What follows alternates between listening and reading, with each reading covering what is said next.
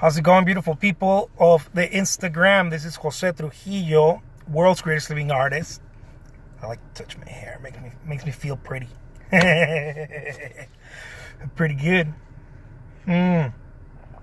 Hammer time, baby. It's time. It's hammer time. I had to, this morning, instead of getting to the studio, I had to drive my son to school. So I'm here in the parking lot. I got a few minutes. I got here early. So any other person would be like, what do I do? I'm going to take a nap. I'm going to listen to some music. Not this hombre. This guy knows it's hammer time. So I want to share with you guys today, this morning. Okay, I want to share with you guys. Look, utilize every moment you got.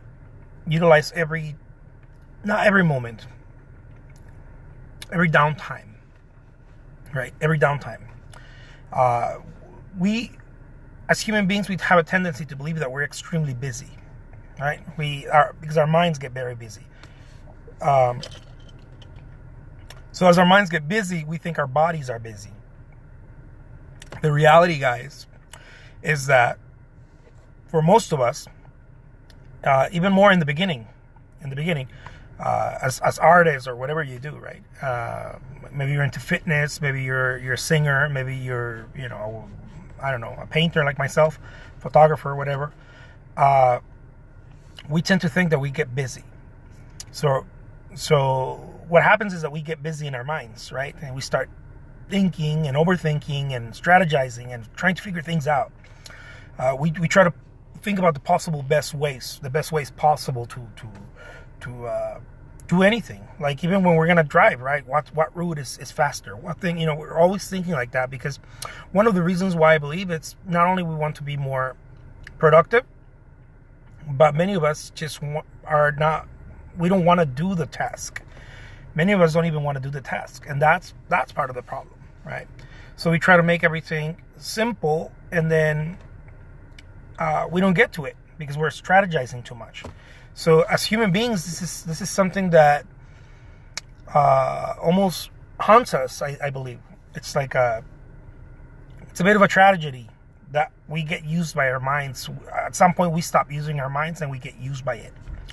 We start using it, right? We start thinking about all the things, the artwork you want to create, the paintings and this and that, and the galleries you want to visit, and where do you want to exhibit. You start thinking about that, and then at some point, your mind starts using you, starts behaving as being too busy. You start thinking that you don't have time. So in downtimes, this used to happen to me a lot. In downtimes, for example, as I'm waiting here to get my son to class, normally I would sit and strategize and get a piece of paper, and certainly that's important, but too much of that is the problem, and many of us do it too much, right? And start thinking about what I'm going to do and how I'm going to do it, and yeah, I'm going to call three galleries, and then it's almost like thinking that if we just overthink about it, somehow it's going to happen for us. And the secret really is utilizing downtime to just jump through through the hoops of life. You got to just jump, right? It's such an interesting concept because it's not popular. Many people think that, look at my beard, man. I gotta shave. Many people think that you have to, I don't know, like think about it. You have to think about it. You have to do it right. You have to think about how you're going to do things and proceed with caution, and just be careful. Don't burn bridges. That's what I used to hear all the time. Be careful not to burn bridges. I'm like, man, 7 billion people in this world. There's no way you're gonna burn through those bridges. It's stupid. 7 billion people in the world. Yeah, but not everyone's gonna be a bridge. Not everyone's gonna be a bridge, but there's a lot of bridges, and you're not. The problem is not that you're burning bridges. The problem is you're not even touching enough bridges. You're not even talking to enough people. That's the problem. That's really the problem. So in the downtimes, I'm always, what's a downtime? A very simple downtime, okay? waiting for my son for the school to open so I can take my son to class. That's downtime. Driving around, it's downtime. When you're driving, use your phone. Or I don't know. It used to be that we had CDs. I remember having CDs. There's the old marketing saying, right? Use your car as a library, right? Moving library. And that's what I've done for the past, 15 years. Just put stuff in the car and listen to it and listen to books and not only listen to fiction books, but listen to instructional books, right? Audiobooks and things like that. Now, this doesn't substitute pulling the trigger. What I mean pulling the trigger is actually doing things. It does not substitute. It's hammer time, guys. It's hammer time, okay? I'm doing it from the car studio. It doesn't substitute pulling the trigger. So reading a book about pulling the trigger is not pulling the trigger. You have to pull the trigger, okay? You have to go and actually do something.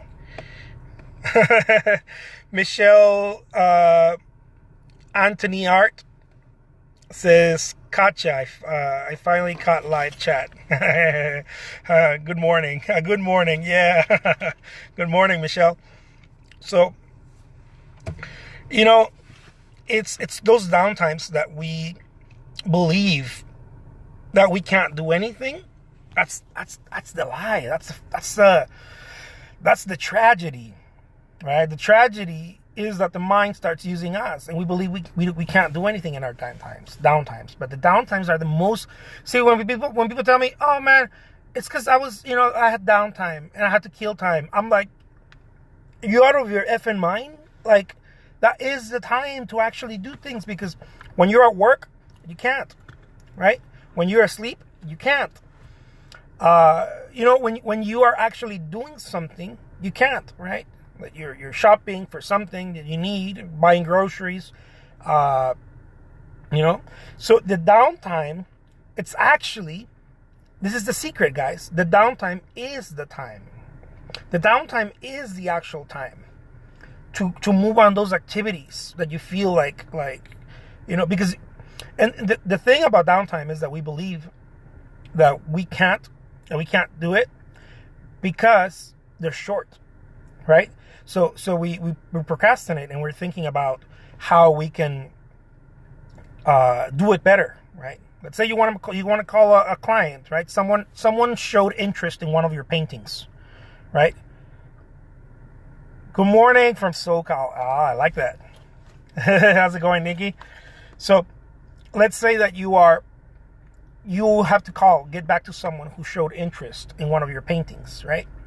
And you're like, "Oh my God," you make an event out of it. That's the problem, right? "Oh yeah, I'll get to it. And the day goes by and you're like, "Okay, I'll do it after work." Okay, you work, and then you have to go buy groceries. You have to go pick up the kid from school. You have to. It's life, right? It's life. That's why I don't believe in scheduling every single little thing, because life doesn't work that way. You got to do the whole thing. You got to do life, right?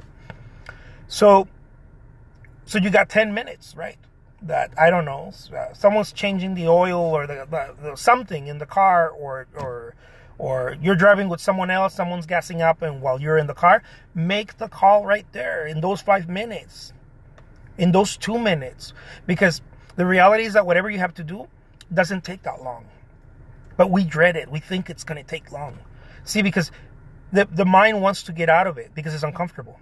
So the mind is trying to look for how can we avoid this situation. So we start thinking about, "Oh man, I need more than 5 minutes. I got to study what they told me. I gotta someone contacts you from Facebook about a painting, and you're like, I'm sorry, I'm like burping in the morning. Yeah, it's all the coffee. Someone contacts you from Facebook, and then this is I've seen artists do this, right? I've seen artists do this, where they're talking to me, they visit my studio, and they're like, "Oh yeah, this person contacted me about painting." I'm like, all right, well, call them, do some FaceTime, Facebook time. They're not, or get back to them ASAP. They're like, "No, I gotta go do research on them." I'm like, that's so stupid, dude. Like, why would you want to go waste more time? Time kills it. Time. You want something to kill your sales. You want something to kill your marketing. You want something to kill your business, your art career, whatever you call it, whatever you call yourself, right? You want something to kill it? Add time to it. Just add time. Okay? Someone called you about a painting today, and get back to them a week from now. See what happens. They're already thinking about something else. They're already thinking, they moved on already. They went and bought clothing. They went to the movies. They have no, you are out of the picture. You're gone. You're long gone. Just add time to it and watch everything die. Because the natural thing about anything that we do in life is that we do it from a burning desire. And those are gaps of time. Those are moments. You know? Especially if you're buying a painting or something like an artwork, you're going to go to a show or something. It's not a big commitment like buying a house or you know, or I don't know, a $5,000, $10,000 vacation or whatever. You know, it's not that huge of a commitment. It depends also on the pockets, right? Because there's some people that make that commitment for a painting, but and more, right? But for the most part, most people are not selling, you know, $10,000, $20,000, $30,000, you know, paintings all the time. Most people are looking how can I make, you know, some extra income? How can I sell, you know, $100 print? How can I sell a, you know, $500 little painting, $1,000, whatever? You start getting good at it. You start figuring out how to start selling the 2, 3, 5K. I'm figuring out that, you know, I'm starting to sell the 10K pieces. I figure that out. I've never sold a 20K piece yet, but I'll figure that one out. It's not really figuring it out, right? It's just having the courage, right? Having the courage to go into the market and deliver the value, and ask for it, right? Ask for the money, But downtime, guys, getting back to that, you know, utilize everything you got. You want to utilize it. You basically want to spot, right? You want to pay attention to everything that is downtime. You're in the car waiting for someone. You have to pick someone up. Maybe you're going to go to, I don't know, jogging together, right? You're going to go exercise or whatever, to the gym together, and you're picking someone up, and you got 5 minutes because they're not ready, right? Boom, that's the time to do a little video. That's the time to get back to someone. That's the time to write your notes, your goals, and your things about what you're going to do. Then, you know, the things you need to buy or whatever. It's the time to pick up the phone and now this takes courage, right? But that's why it's a muscle. You're thinking about this gallery. Boom, pick up the phone and just call them out of the blue. Get it out, like I said yesterday. Get it out of the way. Right? If it's a no, it's a no. It's like I said when I was younger.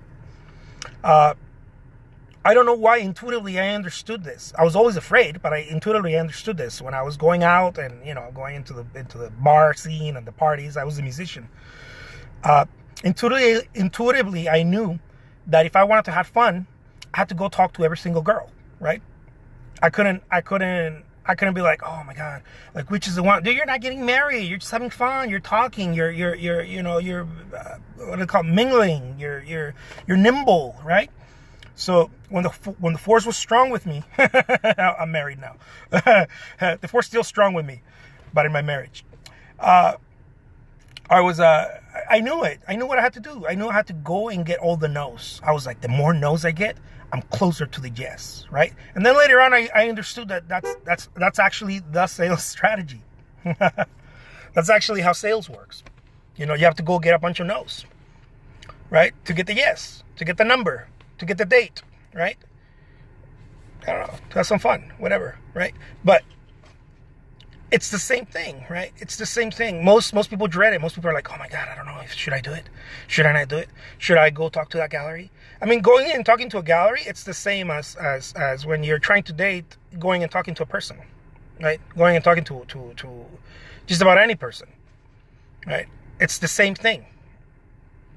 You think about it, you want to study the person, you want to know who their friends are, and all this bullshit that it has nothing to do with that moment, right? You got to click, you got to pull the trigger, you got to squeeze that trigger and make it happen and be like, oh, okay, there's a gallery right here. I'm going to walk right in and I'm going to talk to them.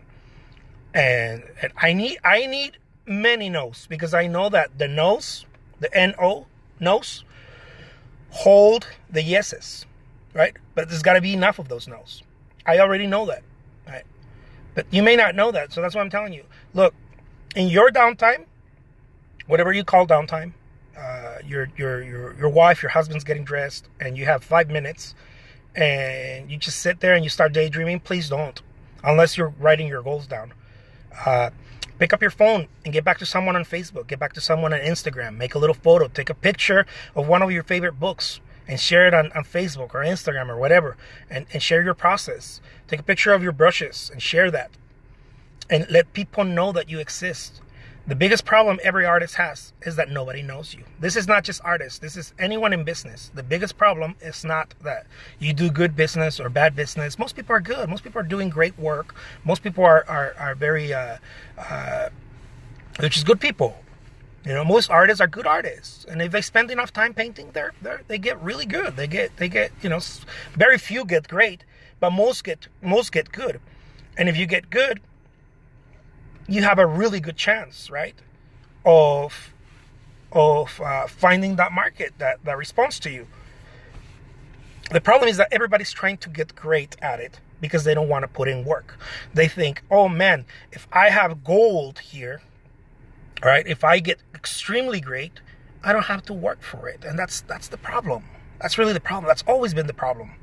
You know, if you're a guitarist and you're like, oh man, I have to get as good as Jimi Hendrix, so that in your mind you're thinking, you know, that then you don't have to go and knock on the doors of record labels and knock on the doors of bars to play, right? You're thinking that. You're thinking, if I get really good, everybody's gonna want me. It doesn't work like that, guys. You could be a semi average, on the verge of shitty artist, and kick everyone's ass if you act more than everyone else. You know, it's just the way it works. That's why we see so many artists that we're like, oh man, I paint better than that guy. You know, I get artists every day telling me, dude, I don't know what you're selling. I paint better than you. I'm like, so what? Like, what does that have to do with anything?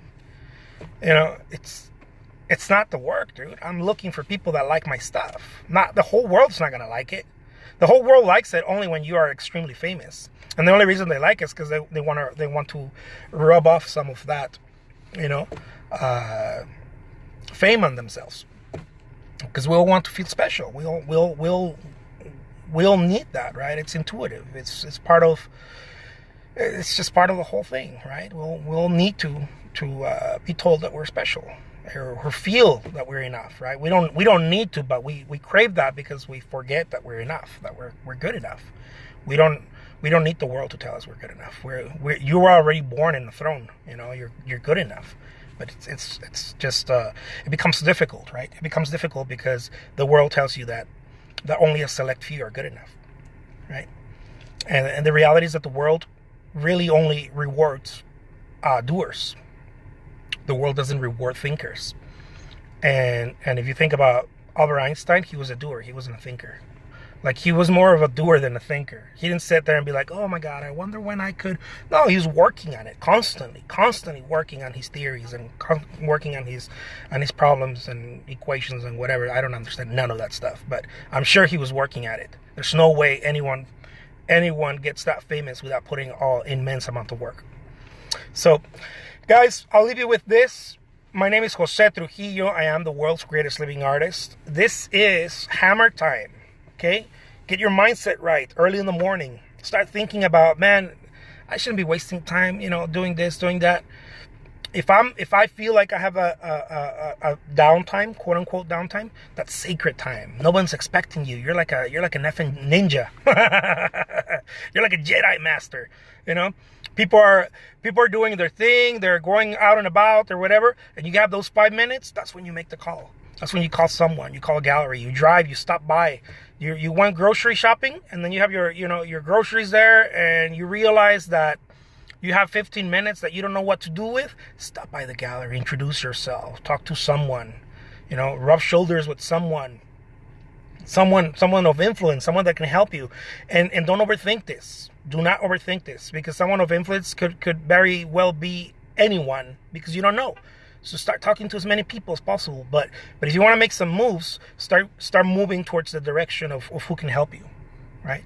your local retail owners, retail shop owners, boutiques, galleries, print shops, and on and on and on and on. Talk if you go, you I don't know how many artists, I've seen so many artists do this.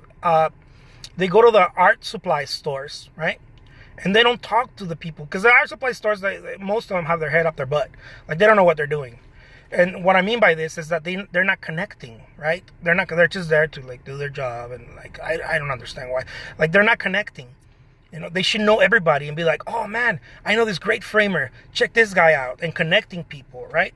Or you're an artist, I know this great photographer, and connect. Connect. The whole thing is about connection. Thank you so much, Karen. I appreciate that. And go to the art supply store and don't just leave your card. Get there, chat with the people, stay there for a little bit, take them some lattes. I don't know. Get them to know you so that they talk about you. Okay, so that they talk about you. Every time you go there, take a little latte. It only costs like $2 or whatever. You don't have to get fancy. You don't have to take them a Starbucks. Take a little coffee or something. Take a couple of little, a bag of little cookies, and be like, here guys, because you guys are awesome, blah blah blah, and just talk to them for a little bit, and have them when someone else talks about art and this and that, your name's gonna pop out, right? And they're gonna be like, oh man, by the way, you should meet Jose Trujillo. He's super crazy, right? And who doesn't want to meet a crazy guy like me? Come on, the whole world's itching to meet me. They just don't know it yet. So yeah, guys, I'll leave you with that. All right, start meeting people, and downtime. Sacred time. It's not downtime. It's a lie. All right. Take care, guys. Adios.